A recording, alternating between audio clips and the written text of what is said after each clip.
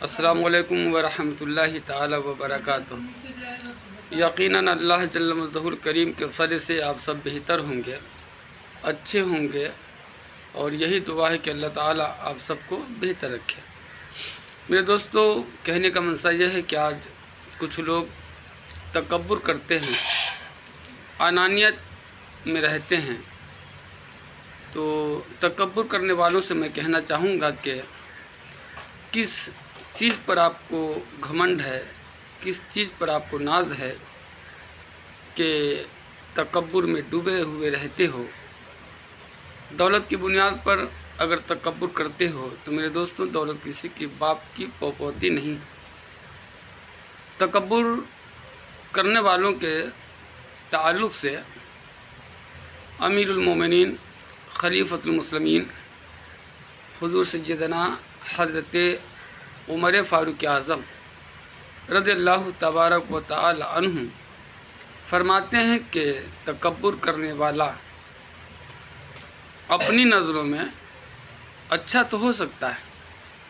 کیا فرماتے ہیں حضرت عمر فاروق اعظم رضی اللہ تعالیٰ عنہ؟ یہ رسول پاک صلی اللہ تبارک و تعالیٰ علیہ وسلم کے دوسرے خلیفہ ہیں، جلالی صحابی رسول صلی اللہ تعالیٰ وسلم ہیں۔ غالباً جو ہے کہ 12 سال تک جو ہے آپ کے ہاتھوں میں اسلام کا باغ ڈور رہا۔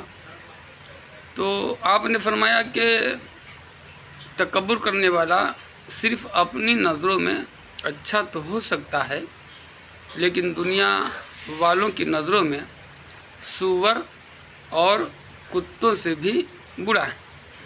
تو میرے دوستوں، کہنے کا منشا یہ ہے کہ میری بات کو اگر کوئی برا مانے تو کوئی فرق نہیں ہے، چونکہ یہ قول ہے حضرت عمر فاروق اعظم رضی اللہ تعالیٰ عنہ کا، ہے نہیں؟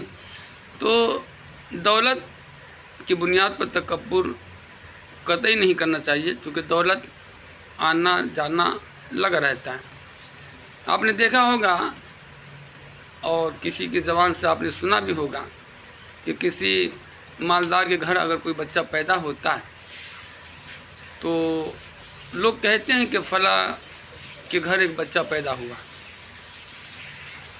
جب وہ بچہ کچھ بڑا ہوتا ہے تو فلاں کا بیٹا بہت مالدار ہے، یہ نہیں کہتا، بلکہ یہ کہتا ہے کہ یہ مالدار کا بیٹا ہے نہیں؟ کیونکہ مالداریت کی جو پراپرٹی ہے وہ ہے، اس کا بیٹا تو ہے نہیں۔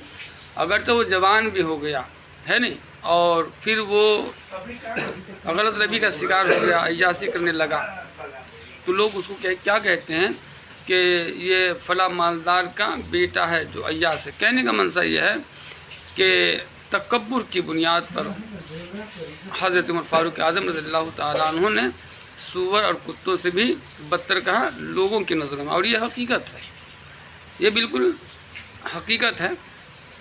تکبر وہی کرتا ہے جو دنیا کے مال کو اس نے اکٹھا کیا، یعنی حرام کاری سے، کسی کی حق تلفی سے، طرح طرح کی سازش سے رچ کر کے جو ہے اس نے دولتوں کو اکٹھا کیا، تو اس کے اندر یقیناً جو ہے تکبر ہوتا ہے۔ لیکن سلام ان بھائیوں کو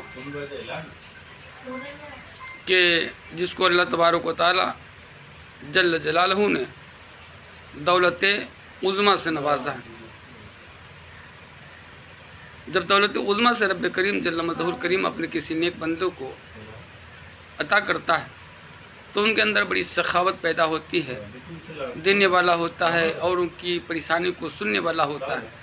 تو ان کی جو رقم ہوتی ہے، ان کا جو مال ہوتا ہے، ان کا جو پیسہ ہوتا ہے، وہ کسی فضول کاموں میں خرچ نہیں ہوتا۔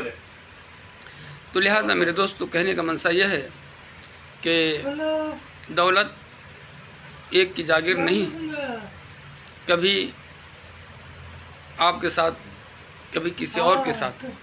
انسان تو پیدا ہوتا ہے لیکن زمین پیدا نہیں ہوتا۔ اگر زمین پیدا ہوا ہے تو مجھے بتایا جائے۔ ہاں اتنا ہے کہ زمین کی قیمت تو بڑھتی ہے، اگر آپ نے آج کے وقتوں میں اگر آپ نے 10 لاکھ روپے کی قیمت میں زمین خریدا، 1 سال کے بعد ممکن ہے کہ وہ 15-20 لاکھ کا ہو سکتا ہے، یہ تو اضافہ ہے، لیکن زمین پیدا نہیں ہوتا، تو پھر وہ زمین لوگ بیچتے ہیں، پھر کوئی اور خریدتے ہیں، پھر وہ بیچتے ہیں، پھر کوئی خریدتے ہیں، اس طریقے سے جو ہے جہان کا سلسلہ جاری و ساری ہے۔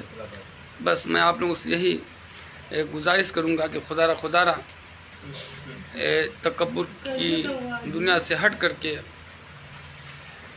صحیح اخلاق کے ساتھ زندگی کو گزارا جائے، اللہ کے پیارے حبیب علیہ الصلاۃ والتسلیم کے فرمان پر عمل کی جائے، اور جب سرکار کے فرمان پر جب عمل کریں گے تو یقیناً آپ کے اندر جو ہے انقلاب برپا ہوگا، اور پھر اخلاق بھی بہتر سے بہتر ہو جائے گا انشاءاللہ، چونکہ اللہ کی برکتیں آپ پر ہو جائے گی، ہے نہیں۔ اور خیر کا یہ جملہ یہ ہے کہ جیسا کہ بار بار میں آپ سے گزارش کرتا رہتا ہوں کہ خدا را اللہ نے آپ کو وسعت دی ہے، دنیا کی دولتوں سے نوازا ہے، تو اوروں کا خیال ضرور رکھیں، ضرورت مندوں کی ضرورت کو پورا کرنے کا کام کریں، بغیر تکبر کے، بغیر انانیت کے۔ اگر آپ نے ایسا کیا تو یقیناً اللہ تبارک و تعالی جل جلالہ اس دنیا میں بھی اس کا اجر عظیم عطا فرمائے گا، اور پھر بعد مرنے کے بھی اس کا اجر عظیم آپ کو عطا فرمائے گا۔ انہی کے ساتھ آپ کا بھائی مرتضی رضوی، الوداع، خدا حافظ، السلام علیکم ورحمۃ اللہ تعالی وبرکاتہ۔